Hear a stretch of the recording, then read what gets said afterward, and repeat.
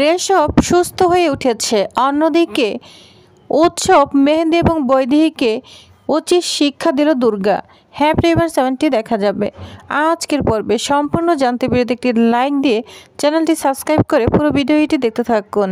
গল্পের শুরুতেই আমরা দেখতে পাবো স্বয়ম্ভু রেশবের জন্য পাগল হয়ে গিয়েছে, কারণ সে শুনেছে হসপিটাল থেকে ফোন এসেছে। তার ধারণা তার জামাইরই কিছু একটা হয়েছে, তাই তো চিৎকার করতে করতে হসপিটাল চলে এসেছে। রেশবের কেবিনে এসে দেখে রেশব নেই। তখন তো আরো চিন্তায় পড়ে যাচ্ছে, বলছে সিস্টার আমার জামাই কোথায়, বর্দি, জগদ্ধাত্রী কোথায় তোমরা?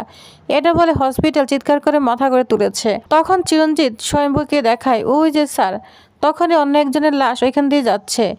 সে বুঝতে পেরেছে এটা রেশবের লাশ। তখন তো কান্নায় ভেঙে পড়েছে, বলছে দুর্গা মা তোর কি হলো? এটা বলে কান্নায় ভেঙে পড়েছে। তখনই চিরঞ্জিত স্বয়ম্ভুকে দেখায়, বলছে ছাড়, ওই যে দেখেন রেশব। তখন তো স্বয়ম্ভু রেশবকে দেখে অবাক হয়ে যায়, কারণ তখনই রেশবকে নিয়ে পৃথা এবং জগদ্ধাত্রী চলে আসছে। স্বয়ম্ভু রেশবকে দেখে পাগলের মতো রেশবের কাছে ছুটে যায়, রেশবকে বুকে জড়িয়ে নেয়, বলছে রেশব তুমি বেঁচে আছো। জগদ্ধাত্রী, রেশব বেঁচে আছে, থ্যাংক ইউ রেশব, তুমি বাঁচার জন্য।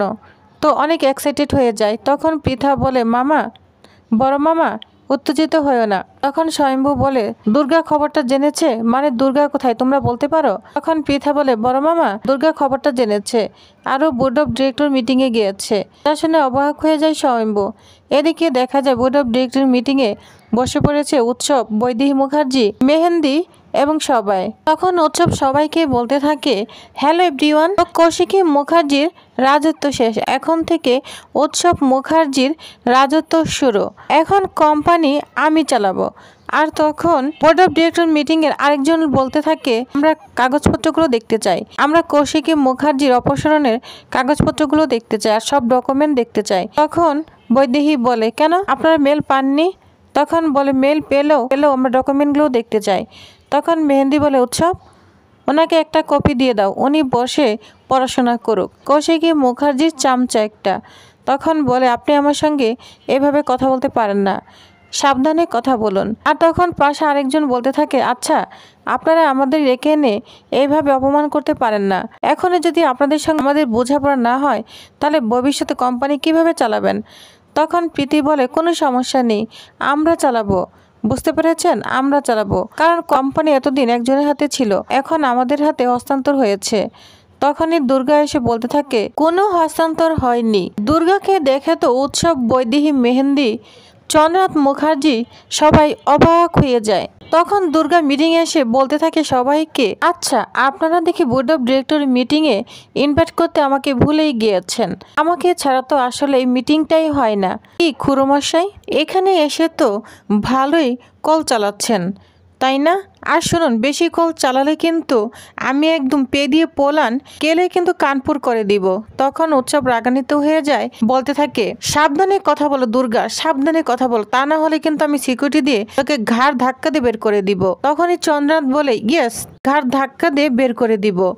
আর তখন দুর্গা চন্দ্রনাথের কাছে যায়, বলছে চাঁদবদন একদম সাবধানে, বেশি কথা বলবি না, ঠিক আছে? আজকে কিন্তু অনেকগুলো চন্দ্রগ্রহণ হবে, বুঝতে পেরেছিস? অনেকগুলো চন্দ্রগ্রহণ।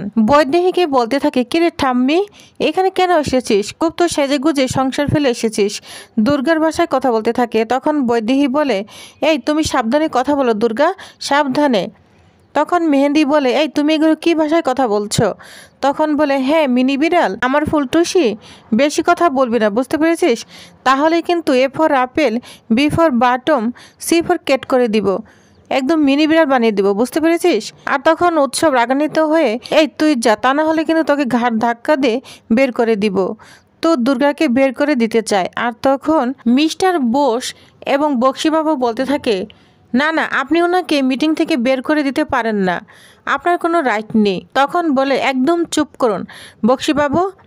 এই বলে বক্সিবাবুর কলার ধরলে দুর্গা তো অবাক হয়ে যায়, বলছে, শুনুন বেশি কথা বলবেন না, বেশি কথা বললে এক্ষুনি বের করে দিব।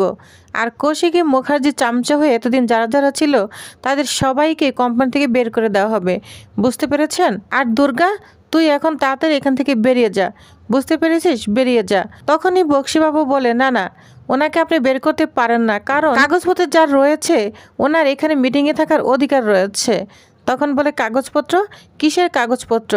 তখন বক্সিবাবু বলতে থাকে হ্যাঁ, কারণ আপনাদের কোনো রাইট নেই এই কোম্পানি চালানোর জন্য। তখন দুর্গা বলতে থাকে এই শোন খুড়োমশাই, ভালো যাস তো, মিটিং এই মুহূর্তে পোস্টপোন করে দে।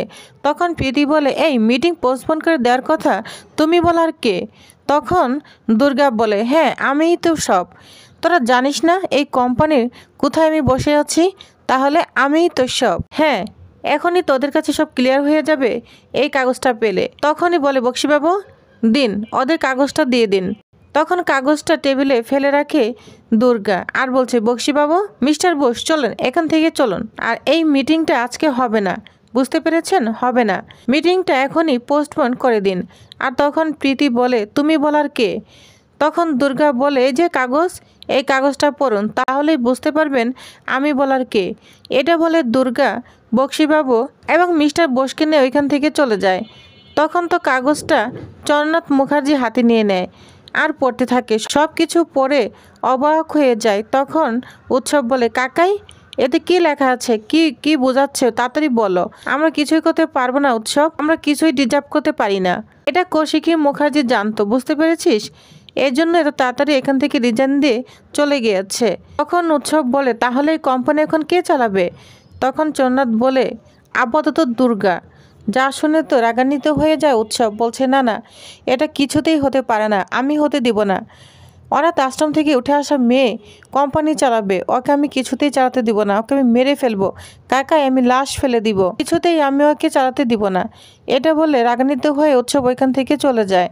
আর বৈদেহী মুখার্জি, চন্দ্রনাথ, মেহেন্দি সবাই তো অবাক হয়ে যায়। এদিকে দেখা যায় রেশবকে স্বয়ম্ভু বলতে থাকে বাবা এখন কেমন আছো?